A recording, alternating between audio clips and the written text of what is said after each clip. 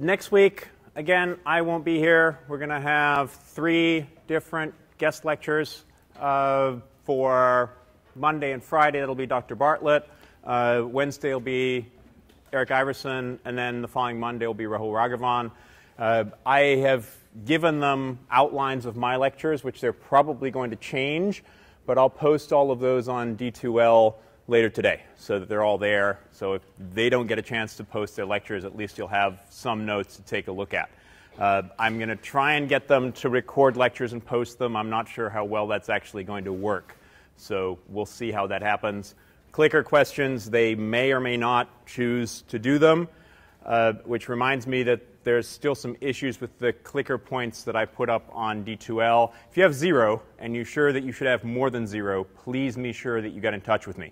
If not, don't bother until later today or over the weekend in terms of those clicker questions. So if the worst comes to worst, everybody gets full credit, which means you're probably going to try and crash the system, right?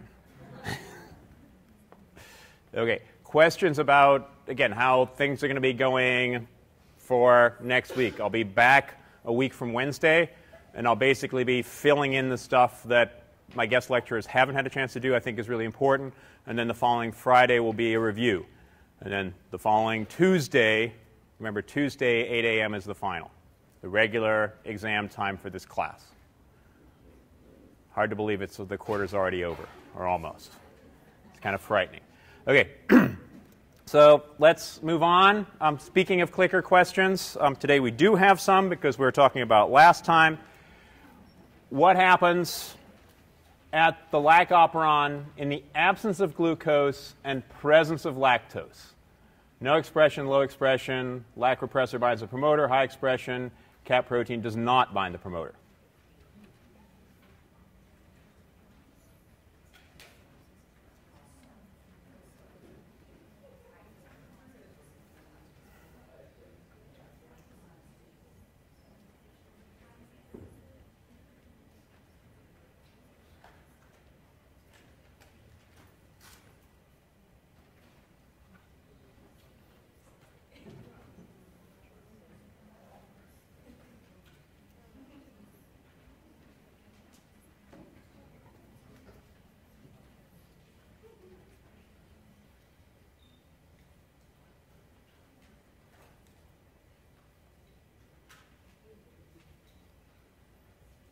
$30 seconds.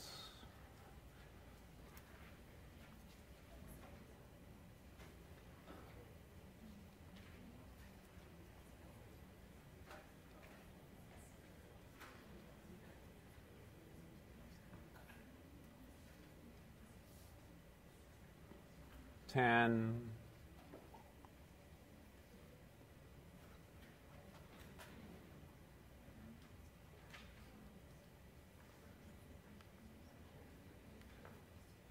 Let's see. Everybody thinks high expression, or most of you think high expression. I agree with you. But before we actually literally just take that one as read, why? So what's going on in the absence of glucose? What happens in the absence of glucose? So absence of glucose, what happens? So this is just what it says on the slide, so I've got it in front of me, so that's what the answer is. What happens in the absence of glucose? So you have increased cyclic AMP. Increased cyclic AMP does what? Binds to cap. Cap binds to the promoter sequence and stimulates binding to the polymerase. Presence of lactose, what happens?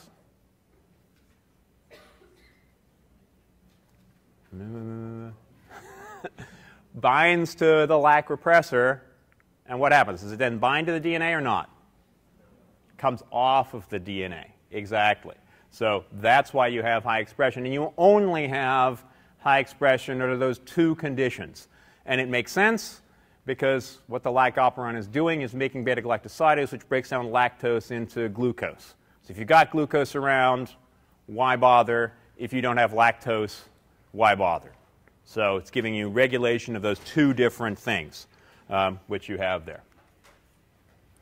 So our next clicker question, multiple binding sites for a repressor is advantageous because There are too many repressors in cells. DNA must be bent to allow transcription. Repressors are only active when bound to many sites at once. This increases the effective concentration of the repressor. Repressors need multiple binding sites to bind ligands.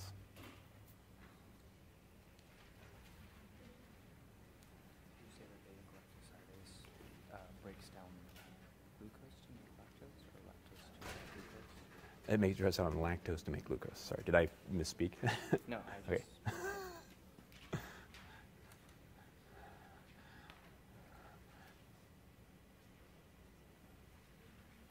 Yeah, sorry if I'm going too fast. Give you a challenge.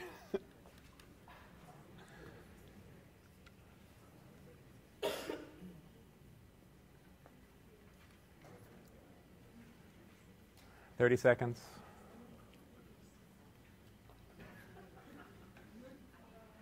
Feel free to discuss amongst yourselves.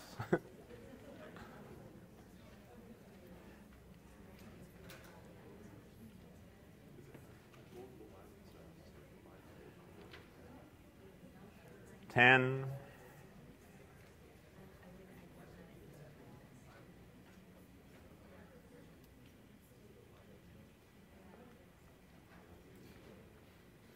Okay, what do we think? Again, D. I must like D or something like that. Yes, I agree on D as well. But we didn't really spend a huge amount of time talking about this. And you're all going, oh, why? What's the point? But I think it's a very important issue, which, again, I wanted to repeat and revisit a little bit here. The multiple binding sites for repressor are advantageous because, again, you've got multiple copies of the repressor in the right place. It does cause a change in the structure of DNA, but that's actually the opposite of allowing transcription to take place. So that change of structure is important, but it's important for the exactly opposite reason. The other one, and this we did talk much more about, has to do with these repressors are all binding to inversely repeated sequences. And so you've got one monomer that binds, another monomer that binds, and they're binding to these inverted repeat sequences. And because you've got a dimer that's binding to these sequences, you can have one protein that's binding to a much larger amount of DNA and gives you much better specificity if you have these multiple binding sites. So those are the main reasons because this, and that's actually not even on this particular slide. So our last clicker question for today is an operator is a protein binding site, the same as a promoter, a type of repressor, the start site for RNA synthesis.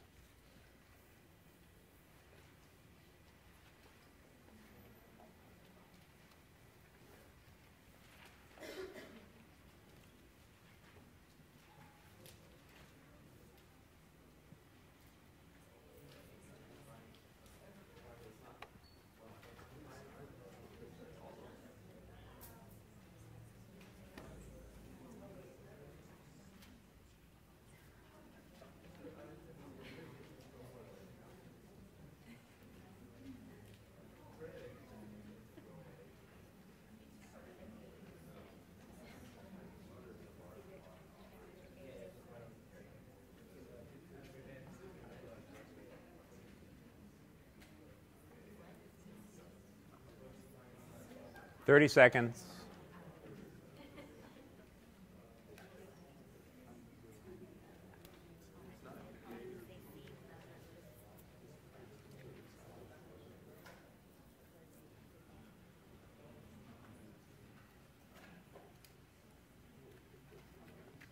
Ten.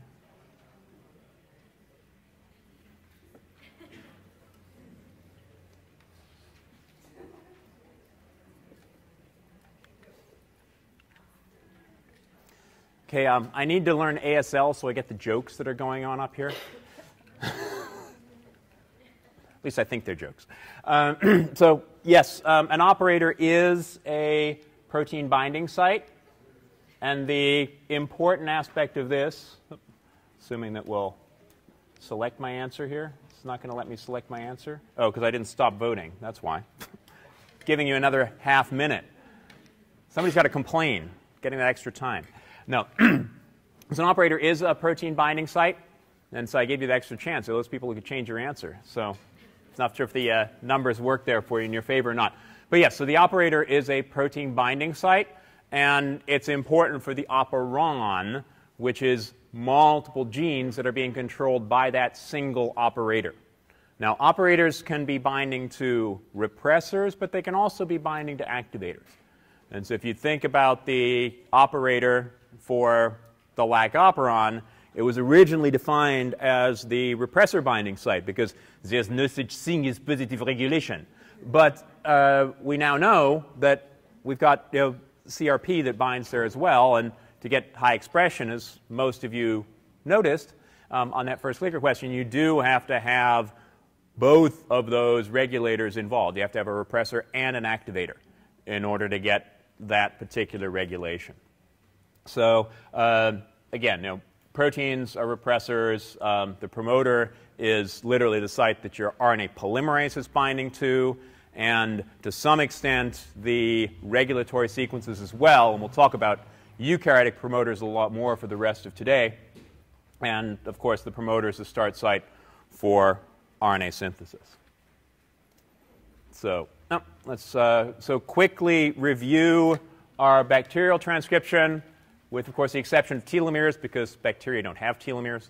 So we talked a little bit about telomeres, and again, the key here is the telomerase activity, which is just adding repeats to the 3' end, because, again, just like everything else, it's a DNA polymerase, so it can only extend from 3' ends. And then the opposite strand is filled in by your normal host polymerase with primase, et cetera. So you still have a little stretch of single-stranded DNA at the end, which can then loop around and base pair, because these are all repeated sequences that they can come back and base pair to.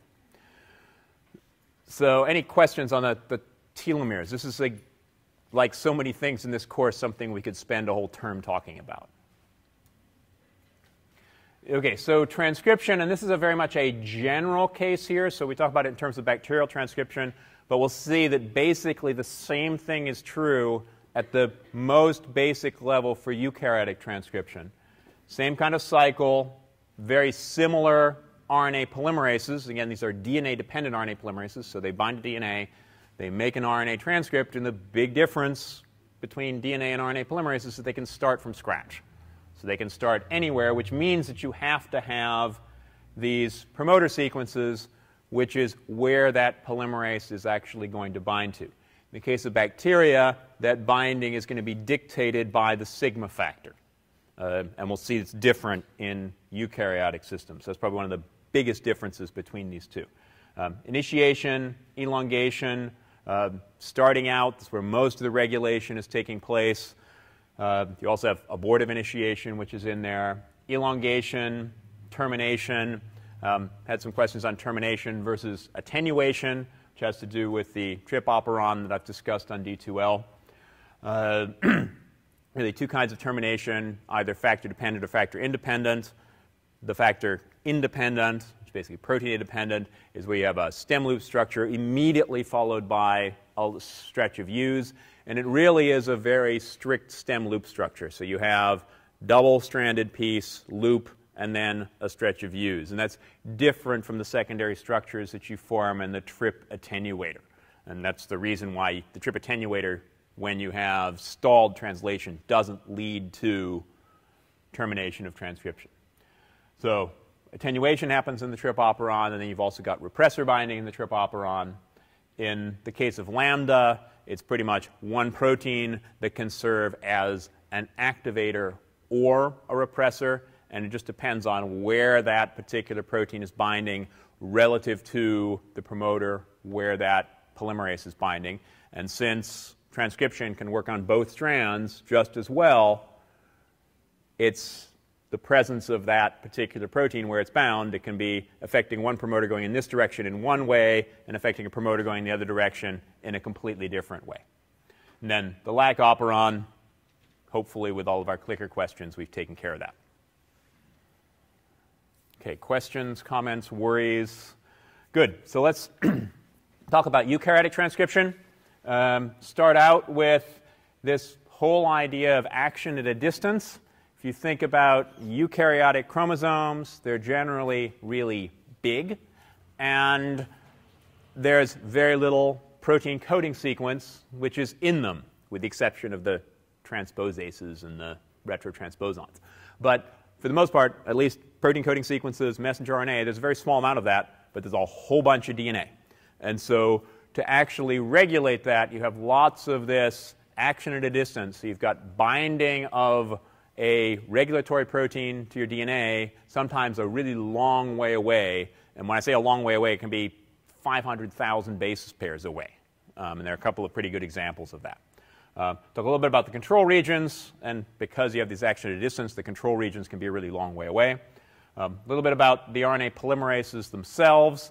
Notice there's an S here. It's because there are 3 different RNA polymerases that you have in eukaryotes, as opposed to the one that you have in bacteria and archaea. And then probably, again, the biggest difference here between the bacterial and the eukaryotic transcription are the presence of all of these general transcription factors. And there are lots and lots of them, but basically they're sort of serving the roles that sigma does in the case of bacterial transcription. And then we'll talk a little bit about some of the activators.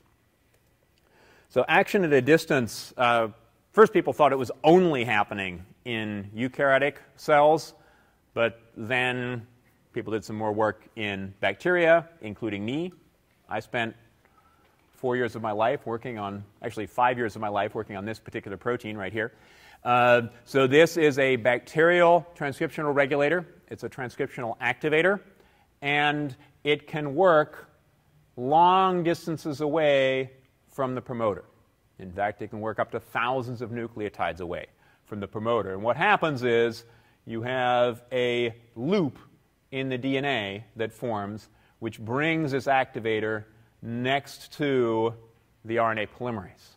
And it's only when you have this interaction between the two and ATP hydrolysis that you now have transcriptional initiation that takes place. And so this is actually really nicely shown by a graduate student before I was in the lab who has this blob, which is the NTRC activation blob, and this blob over here, which is the RNA polymerase, and the two of them interact with each other, and that's the DNA which is in between. One thing you should notice on here, at least with these blobs, you see these 2 blobs are about the same size. Here they're not shown as being the same size at all. That's chapter 3 of my PhD thesis, that these guys are actually much bigger. So basically all it is, again, it's interaction of one particular protein with DNA at one location, and then through space looping around to interact with things that are happening at the particular promoter. So this is bacterial transcriptional regulation, operators, dimerization of your regulators. Again, that's really important for getting binding to these inverse repeated sites and getting you much higher specificity, and very often binding to multiple sites, which is going to bring your repressor, whatever that regulator concentration is, to much higher right next to your promoter, and then binding sites at distance. So that leads us really nicely, I think, into eukaryotic transcription. And down here at the bottom, you can see that most of the actual interactions here are through space. So you have your regulatory proteins bound here interacting with the polymerase. But there are a whole bunch of blobs in between here. Now, we're going to be talking a lot about these various different blobs as we move along. But the critical thing here is that all these blobs actually take a lot of space in terms of interacting with DNA. And one of the big problems with DNA, of course, is inefficient and needs to be packaged and compacted. And particularly this is true in eukaryotic chromosomes. So really the first step in terms of gene activation in eukaryotes is dealing with all of this compacted DNA. And so dealing with that compaction is really the very first step that you have in gene activation and transcriptional activation in eukaryotic systems. So you have repressors and activators that interact with this chromatin complex before you have any interaction of the polymerase whatsoever down here. So very often these are transcriptional activators. They can also be transcriptional repressors that will interact with the DNA, but only if you have some kind of reorganization of your chromatin. And usually, if you're thinking about activation, that's going to have to do with acetylation of your histones, and in some cases methylation as well. But particularly acetylation is that connection. Once you've had this acetylation, that's going to spread a little bit. We talked about that before. Eric Iverson will talk a little bit more about this on Wednesday next week. But you remove the nucleosomes from that particular piece of DNA. You have interactions of these transcriptional activators, which are DNA binding protein, with a lot of non-DNA binding proteins that sort of seem to bridge between these activators and the RNA polymerase itself, including this mediator complex that I'll probably end up talking about right at the end of the term. But this whole structure comes together, and then you have transcriptional initiation, same kind of abortive initiation, turning over a little bit before you actually move to an elongating complex, and that requires these two proteins right here that the names are not really that critical. But again, you have exchange of proteins. You have these general transcription factors that, again, we're going to spend a long time talking about. And then some of these are left behind. The rest of the polymerase will extend along your DNA, giving you your transcript. So let's look at some of these control regions. One of the really fascinating things about particularly multicellular eukaryotes is that they undergo this really fascinating differentiation process. And I always use the description of, the DNA in your nose is just the same as the DNA in your stomach, but clearly your nose is not expressing the same genes as you have in the stomach. But there's the same DNA in your nose and in your stomach. So how does the nose know that it's a nose? I'll try and say that 20 times quickly. And how does your stomach know that it's a stomach? And that has to do with how those genes are getting turned on or turned off in those particular systems. But it's all still the same gene. So it turns out that how the nose knows and the stomach knows have to do with these control regions. And this has been really nicely described for mice, and in particular the PAX6 gene, which is the example they use in the textbook.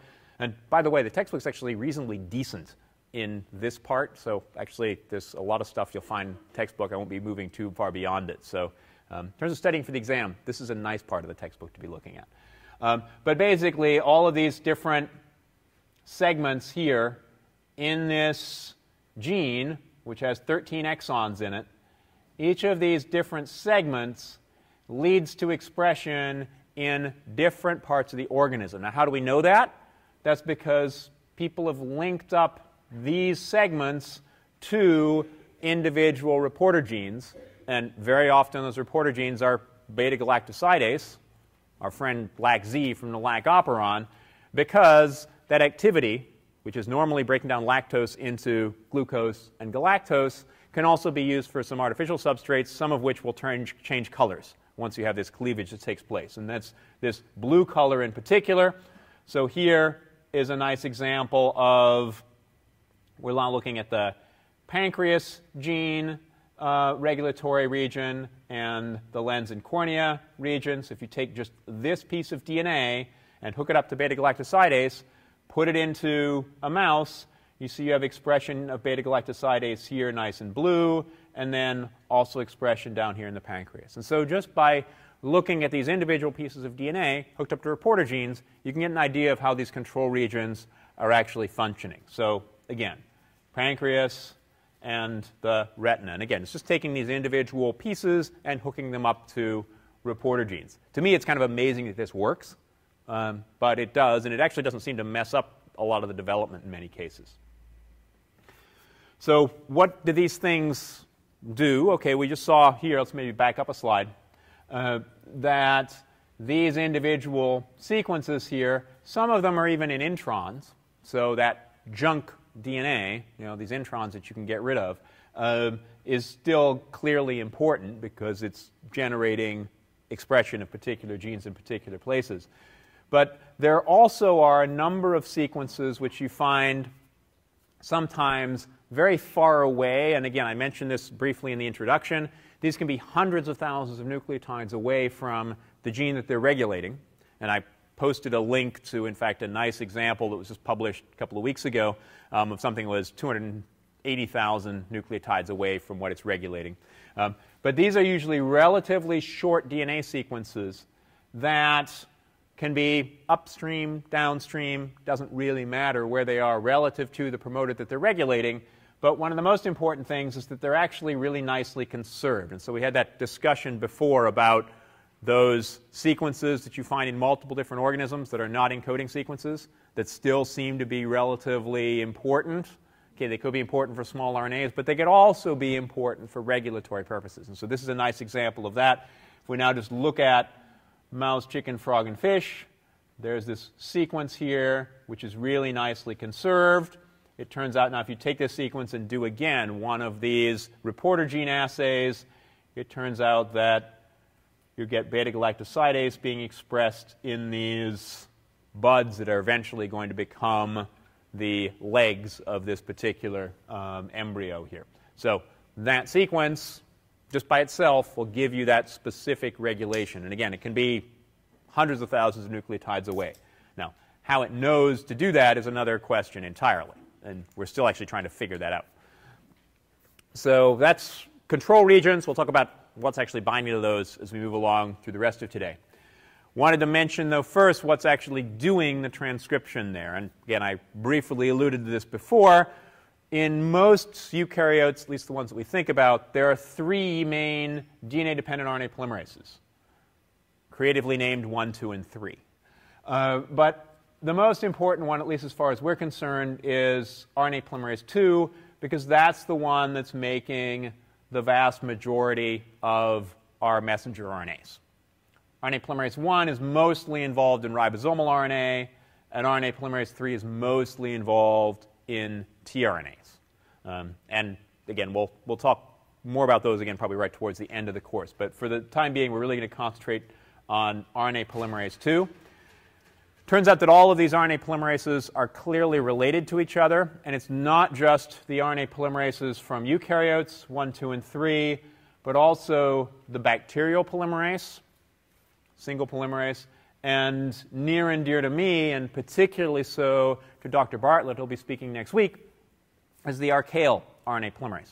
Archaea have a single RNA polymerase, but the subunit composition of that polymerase turns out to be much more similar to eukaryotic RNA polymerases than it is to bacterial RNA polymerases. So if you just look at this color coding scheme here, basically these are all of the different proteins that are involved in each of these RNA polymerases. It's not important how many there are here, but there are a whole bunch of them relative to the 5, which we have here. There are 2 of these alphas that you have in the bacterial polymerase. But that even being said, all of the subunits in the bacterial polymerase are similar, and that's what the color coding here means, to subunits that you find in the eukaryotic and archaeal polymerases.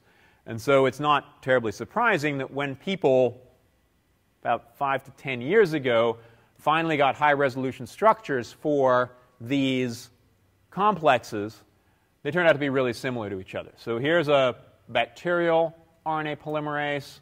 Here's a yeast RNA polymerase. And if you squint a little bit, these guys look practically identical to each other. The main thing with the yeast or the eukaryotic polymerase is it's got these extra subunits with different colors hanging off on the outside here. But the business end of the polymerase, where you're actually doing the polymerization, is right down here in the middle, right down here in the middle, and they're basically identical to each other in those particular parts. And so the differences, bacterial and eukaryotic, mostly have to do with regulation as opposed to the actual activities themselves.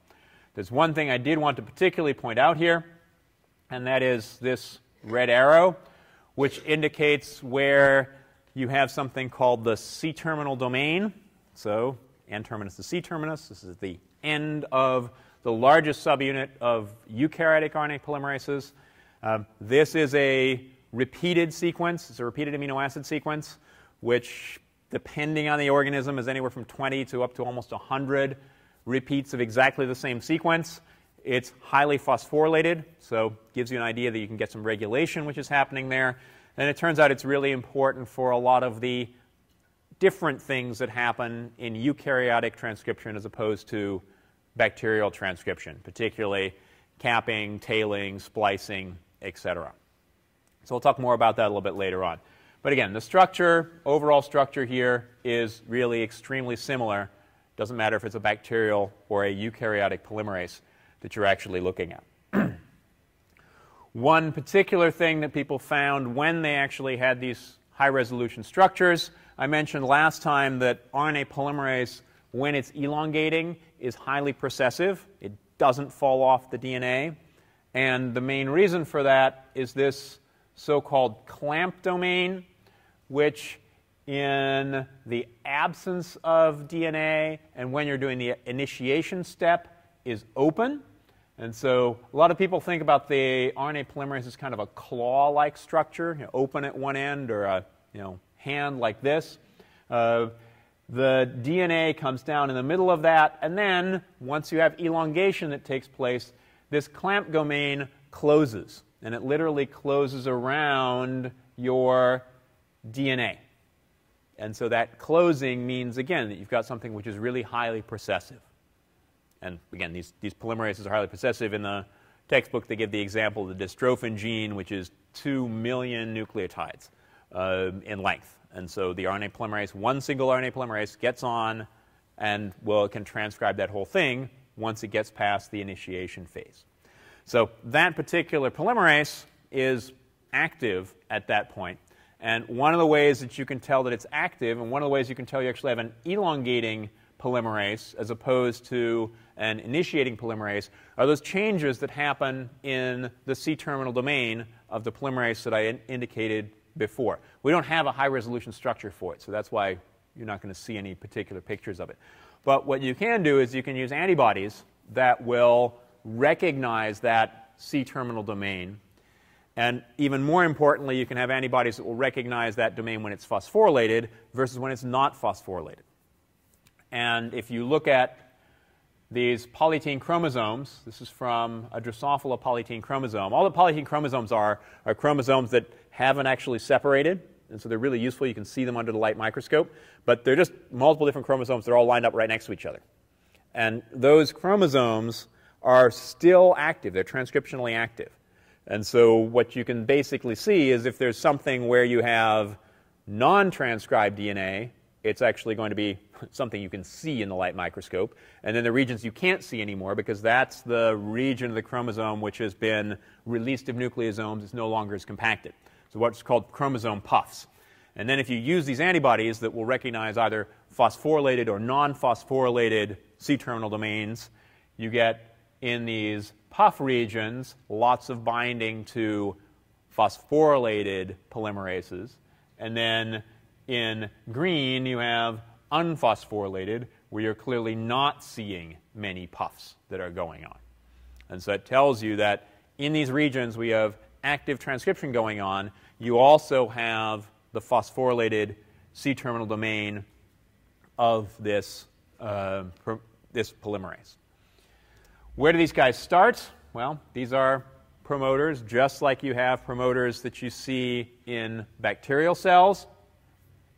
But there are some differences. Most of the similarities are here at about 30 nucleotides away from your transcription start site, upstream of the start site. And again, upstream and downstream here are identical to what we've been talking about before.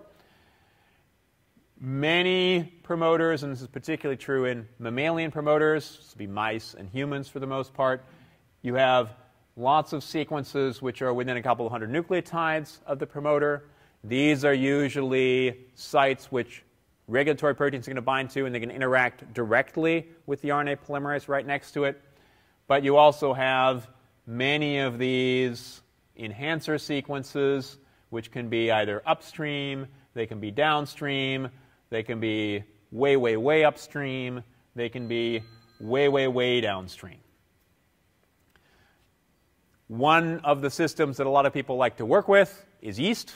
If you remember, the yeast genome is way smaller than the human genome and has a lot less non-coding sequences in it.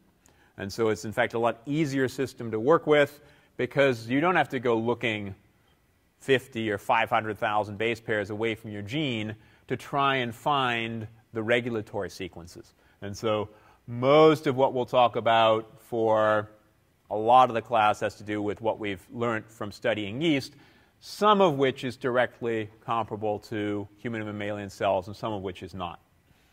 So let's look first at this yellow box, also known as the TATA box. The reason it's called the TATA box is because those are the conserved sequences. So again, just like you have with bacterial promoters, you take hundreds, if not thousands of promoters, line them all up with each other, and then just look at the frequency of different nucleotides that you have at different positions.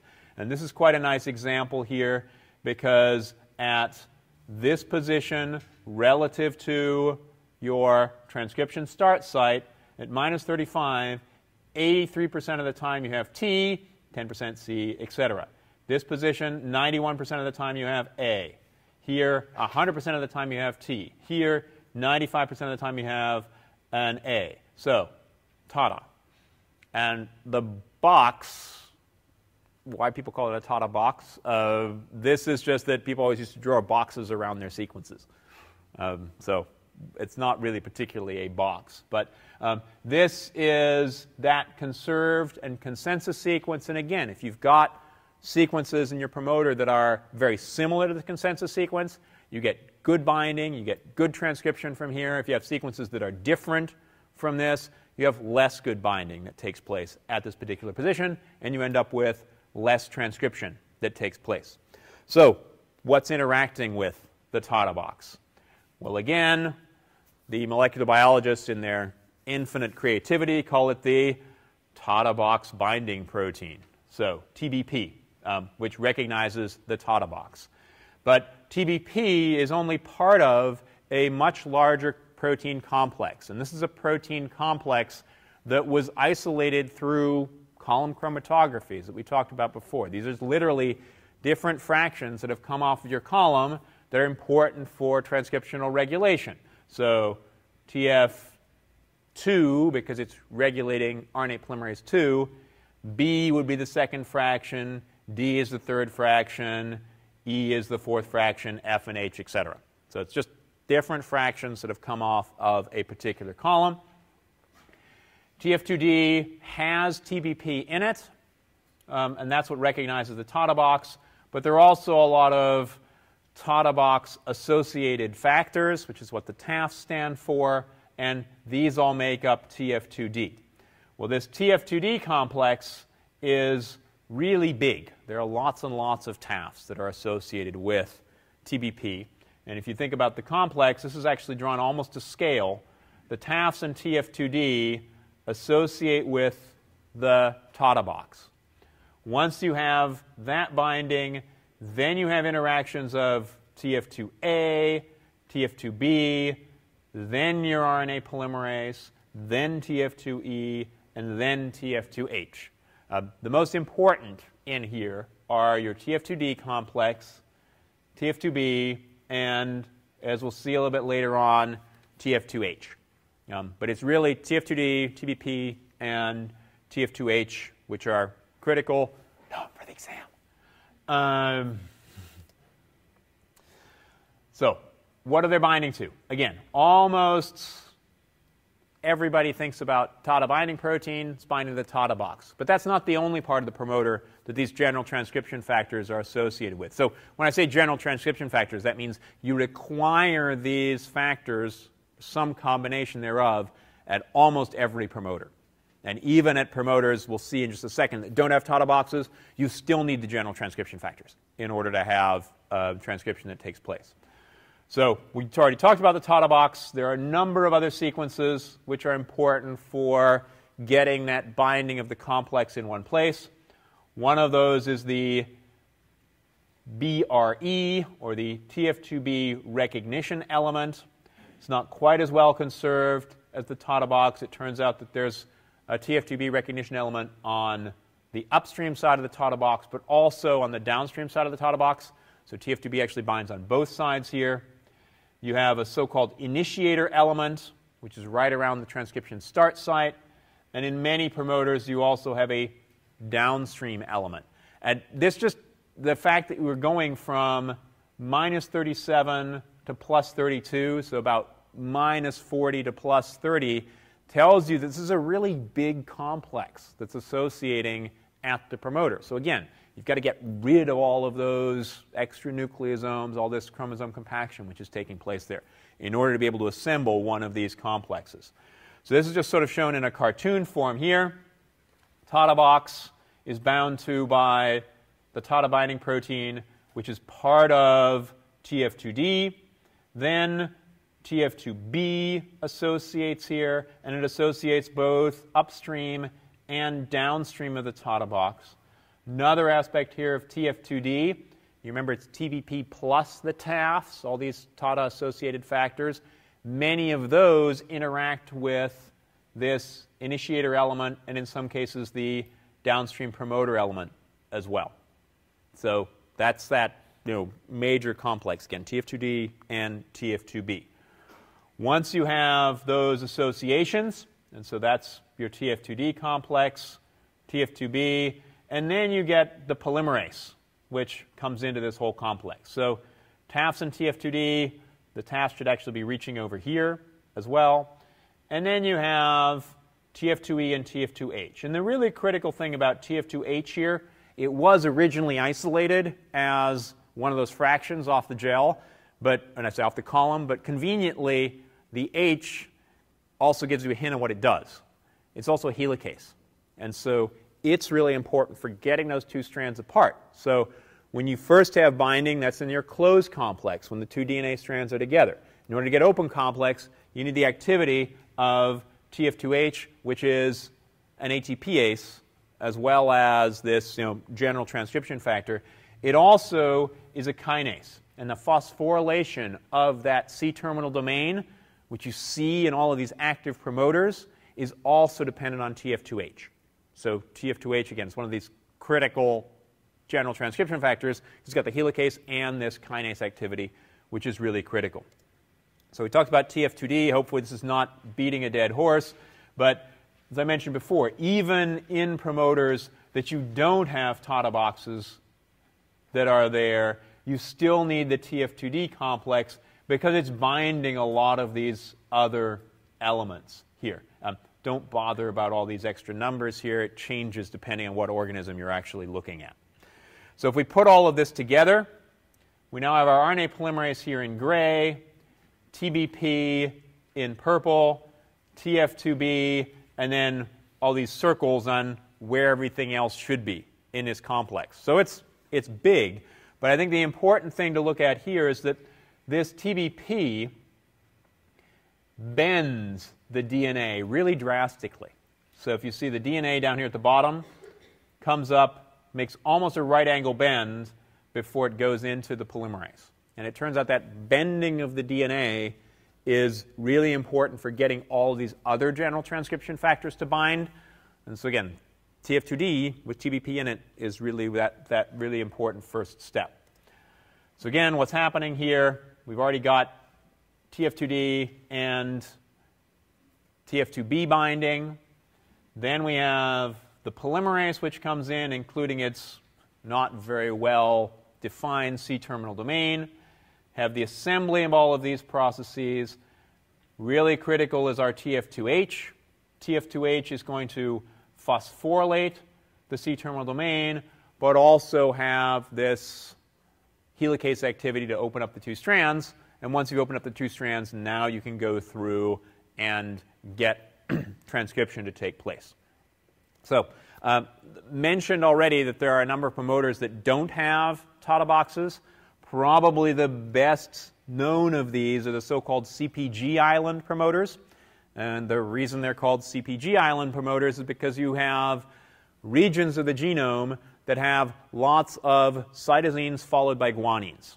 So it's not base pairing across CGs, it's cytosine followed by guanine. And it's usually, hundreds or, in some cases, even thousands of these. And so what you see, if you look at now transcription in a genome, there are quite a few genes that are being expressed all the time in a non-regulated fashion. And almost all of these have these CpG islands that are right next to them. And these are also called the housekeeping genes. So if you look at these, they really look like this. We've got lots of CG, CG, CG, CG, CG. And again, these can be up to thousands of copies of these. The reason you can detect these is you actually very rarely see CG nucleotides. And the reason for that, you'll talk about methylation a little bit later on. We already talked about DNA repair. If you repair a 5-methyl-C residue, you end up with thymidine. Because, or sorry, you deaminate that, I should say. You end up with thymidine. And if you have thymidine, that looks like a normal base. And so the base excision repair machinery can't take it out. So if there's a region where you can't allow those kinds of changes to take place, then you're going to be concentrating these CG sequences. However, if you're in a region of the genome where it's okay if you have a C to T transition, then that will have happened over evolutionary time, because if you're methylating these C residues, they will get deaminated, because that happens to all of your nucleotides that have amines on them. That deamination gives you T. And so you'll end up with way more T's in your genome in places that they're not under selection, but you'll end up with C's that are in places where they are under selection. So this tells you that these CG islands are under selection. Well, the reason they're under selection is because this is a place where you end up with lots of transcription that takes place there. And so we know this. This is true for a lot of metabolic genes, also for ribosomal protein genes. And it gives you a really good indication that these are genes that you need to have all the time. They're being expressed all the time, and they're not terribly highly regulated. One way you can see this is just by looking at RNA sequences. This is an example of sort of much newer technology that we've been using now. Instead of doing northern blots, which are really kind of a pain, what you do is just take all of the RNA that's in a particular cell and sequence it. And then look at all of the sequences of those RNAs, usually relatively short sequences, and then just count the number of RNAs that have a particular sequence. And so that's all that you're looking at right here. And these are literally millions of sequences of RNA. And you'll see little peaks. And these peaks correspond to where you actually have transcription. And so this is an example of one of those genes where you've got lots of GC, GC, GC, GC, GC in that promoter region. So you have a lot of transcription here. Interestingly enough, you also have a lot on the other strand. And so this basically gives you an indication that the polymerase doesn't really know which strand to be transcribing from, because you don't have a TATA box. The TATA box tells you, okay, here is our minus 10, minus 30, our minus 35-ish sequences, like you have in the bacterial promoters. And then you're going to transcribe downstream from that. But CGs don't tell you which direction. And so you end up with sequences on either side. And the way that you can do these kinds of experiments is through something called chromatin immunoprecipitation that I've mentioned before, but I wanted to go through in a little bit more detail here, because this is exactly how you do these kinds of experiments. First thing you do is you take a cell under a certain kind of condition, and in this case it's just normally growing cell, and treat it with a chemical which will cross-link your DNA to your proteins. And so all DNA and all proteins are going to be cross-linked to each other. Then you break up this DNA into smaller pieces. And so you've now got lots of small pieces of DNA cross-linked to proteins in some cases. Lots of DNA that's not bound to proteins at all. And then what you want to do is you want to fish out the proteins that you're interested in, what DNA sequence they're interacting with. And so in this case, what they did is they used antibodies to RNA polymerase II. And using those antibodies, they could separate this protein bound to the DNA.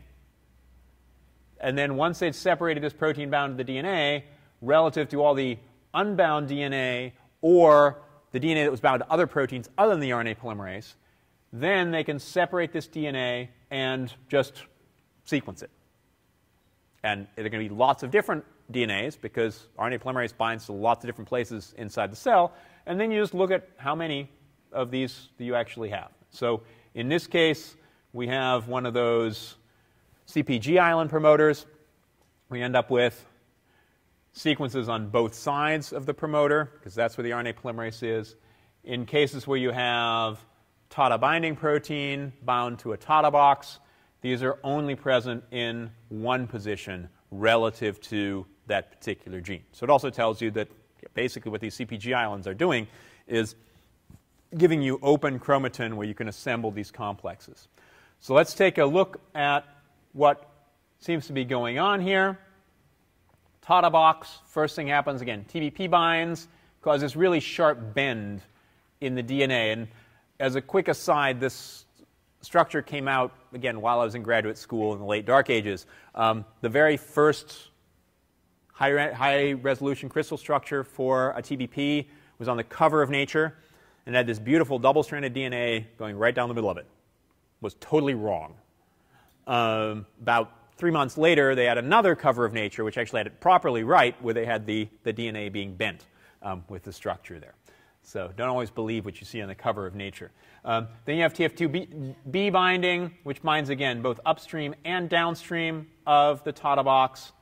This gives you the assembly of your RNA polymerase. Finally get TF2H. This is now your so-called pre-initiation complex. It hasn't actually started yet because the activity of TF2H hasn't separated the two strands and allowed you to get away from the promoter.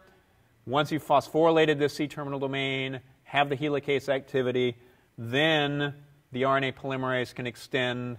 All of these general transcription factors are released. You have the TBP, which is often still bound here, but otherwise it's just your elongating polymerase. And this is basically showing exactly the same thing on the other side here. How do we know this? Well, we have some really pretty good crystal structures and models for this pre-initiation complex, or the PIC. This is a closed complex with TF2B, TBP. Here we're going to have the denaturation of the DNA. Now we've got these two strands that have come apart. We don't know what the structure is of this strand, but clearly this strand is bound in the middle of that claw, and we have our pre-initiation complex. So that's it for how we're getting to that pre-initiation complex, but we still have a lot of stuff going on upstream of this, and not upstream in terms of the promoter, but upstream in terms of what happens before you get this whole assembly of your pre-initiation complex. And that almost always depends on transcriptional activators, particularly in eukaryotic systems. And the way that people go about studying this is trying to find the sequences which are important for regulation of getting these pre-initiation complexes. And the way you do that is just literally by going through what you think is going to be an important region. You may have attached this to a reporter gene, see that it's giving you expression in one particular condition or one particular stage of development, one part of your embryo, and basically go through this and make little changes. In this case, it's usually deletions, but scanning across this control region by making lots of different changes and then looking to see what you get on the outside here. So here, for instance, you've done a deletion of a good bit of this control region, but you still get lots of your reporter gene. However, if you do a deletion of this piece, and this is this whole deletion here, now you have very little expression. You do another deletion here, you have very little expression. Do a deletion here, you have no change. So now you know that the overlap between these two is going to be an important segment for regulation. And the same thing is true. You can scan through this whole control region, and now you can actually try and find what these control elements are actually interacting with. And so This was done for lots of different sequences, and that's what all of these brown boxes and green boxes are. So let's zoom into one of these promoter sequences. And this is the case for a very generalized promoter, but very often it's this same case. You have TATA box, initiator, and downstream promoter element. This people will call the core promoter. But right next to it, usually within a couple of hundred nucleotides, and you remember, big complex, so you can have things that are associated with it right next to it, there'll be these control sequences which are associated with it. And it turns out that CCAAT and GC-rich are binding sites for activator proteins. And here are those two activator proteins. This CCAAT protein, by the way, Dr. Buckley in the biology department is working on some of these proteins, regulatory proteins for transcription. And GC-rich. Very often these proteins, and if we have a chance at the end of today's lecture, I'll show you the evidence for this, are made up of separate domains. And so you remember, domains are pieces of proteins that have separate structures and then have separate activities. And in the case of these transcriptional regulators, very often they have a DNA binding domain and an activation domain which are really separable from each other. And often there are also multiple of these activation domains which are present there. So here's the case where we have sequences which are right next to the promoter. But it turns out that many of these activation proteins, it's this activation domain here that's going to have to interact with the general transcription factors and the polymerase, which is sitting down at the promoter. And so you can move very often these sequences, which are right next to the promoter, again, a long distance away, and these are our enhancers. And just as a reminder, these are DNA binding sequences, so a lot like the operator, only they're at long distances, or can be long distances away from the promoter. They can be upstream or downstream. It doesn't matter how they're oriented. If one end is flipped around to the other end, they still work perfectly well. And so these are these particular sequences. These were, interestingly enough, at least for me, found in viral RNA sequences. And the particular ones here were what's called the SV40 enhancer. There's 72 base pair sequences, again, DNA sequences that regulators bind to. And people took this enhancer sequence, they moved it all the way to the other end of the genome, they put it all the way over here. And so this is really the classic enhancer. It enhances transcription of whatever piece of DNA it happens to be near, as long as you have the right enhancer binding proteins, which can then interact with the promoter via DNA looping. So here we have a very generalized case where we have an enhancer together with its enhancer binding protein with an activation domain. Here we have a cis-acting or near-acting DNA binding protein with its activation domain. You'll hear a lot about DNA binding protein domains, I should say, next week. And then these guys are going to interact with your whole pre-initiation complex that's sitting down here at the core promoter. So with that, I'll turn you over to Dr. Bartlett for next week. And I'll see you, there he is. I will see all of you in a week and a half.